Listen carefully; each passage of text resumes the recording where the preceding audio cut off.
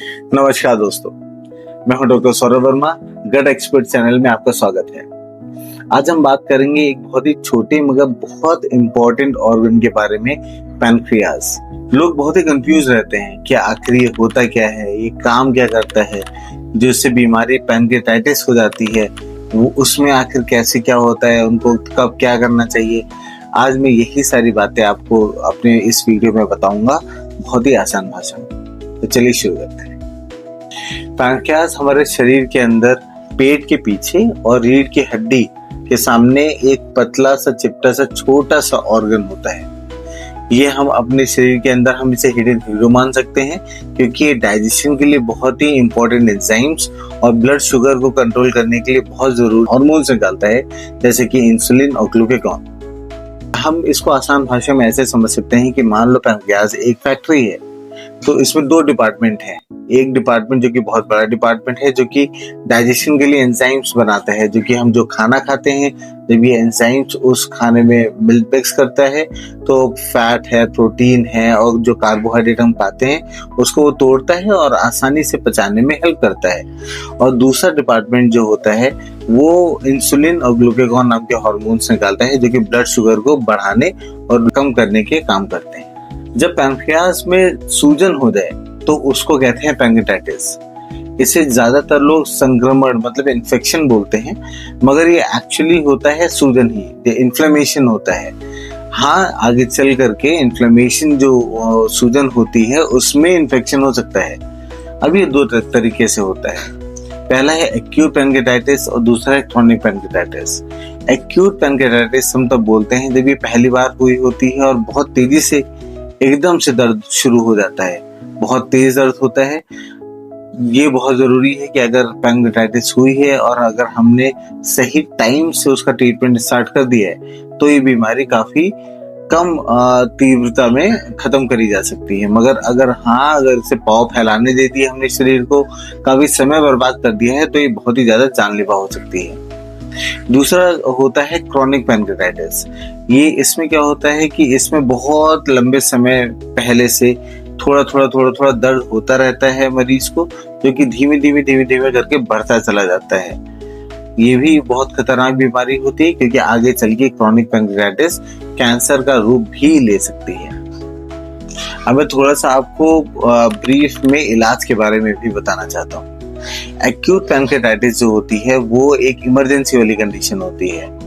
इतना तेज दर्द हो रहा होता है कि मरीज को एडमिट किया जाता है और जल्द से जल्द उसकी सारी दवाइयाँ स्टार्ट होती हैं।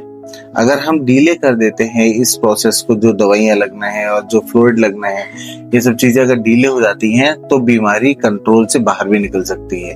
तो टाइमिंग जो होती है इसमें ट्रीटमेंट की, दैट इज वेरी इंपॉर्टेंट। तो किसी को भी है तो टाइमली अगर डॉक्टर को दिखा देंगे तो बहुत तेजी से वो ठीक होने लग जाएंगे। उस दूसरे हाथ पे क्रॉनिक पैनक्रियाटाइटिस जो बीमारी होती है उसमें बहुत टाइप के हम सप्लीमेंट्स देते हैं पेशेंट को।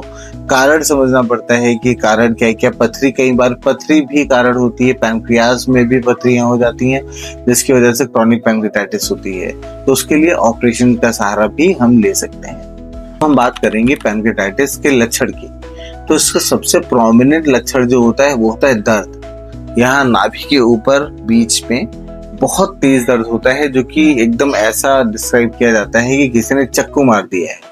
और वो दर्द आगे से पीछे रीढ़ की हड्डी पे जाता हुआ सा महसूस होता है।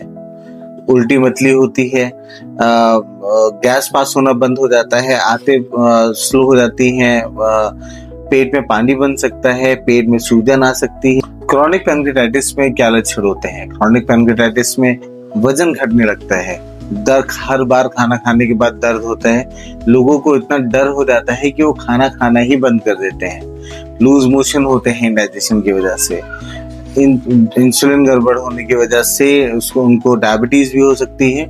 तो ये सारे लक्षण क्रॉनिक पैनक्रियाटाइटिस के होते हैं। अब मैं आपको बताऊंगा आप ऐसे कौन से कदम उठा सकते हैं जिससे कि आपका पैनक्रियास हमेशा हेल्दी रहे। सबसे पहला, सबसे जरूरी, कम तेल घी का खाएं, गॉल ब्लैडर में स्टोन ना बनने दें। जो भी मैंने इससे पहले आपको गॉल ब्लैडर वाली वीडियोज में बताया है कि गॉल ब्लैडर के स्टोन बनने से आप कैसे बचें, आप जरूर उसको जाकर के देखिए। उसमें मैंने सारे डाइट बताई है कि आपको कैसे खाना खाना चाहिए। दूसरा, अल्कोहल बिल्कुल भी बंद कर दीजिए। Alcohol is also a very major part कि आपको पैंक्रेटाइटिस हो जाती है।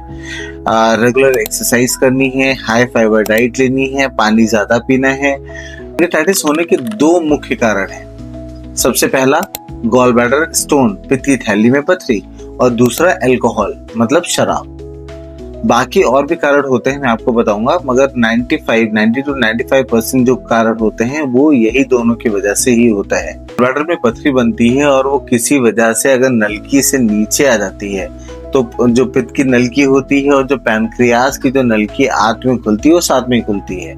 तो जब पथरी नीचे गिरती है तो पैनक्रियास की नलकी में भी रुकावट हो सकती है, जिसकी वजह से जो एंजाइम खाना पचाने के काम आने वाले थे आंतों में गिर के, वो पैनक्रियास के आसपास और पैनक्रियास को ही पचाने लग जाते हैं, जिसकी वजह से बहुत तेज दर्द होता है और एक्यूट पैनक्रेटाइटिस हम बोलते हैं। दूसरा कारण है शराब। शराब भी बहुत ज्यादा इन्फ्लेमेशन करता है, सूजन करता है पैनक्रियास में, और पैनक्रेटाइटिस कराने का बहुत बड़ा कारण है।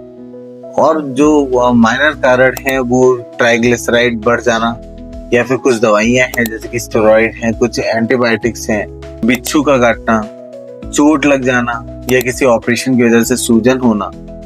जेनेटिक कारण भी होते हैं जिसमें कि पैंक्रेटाइटिस होने की कुछ लोगों में संभावनाएं ज्यादा होती हैं।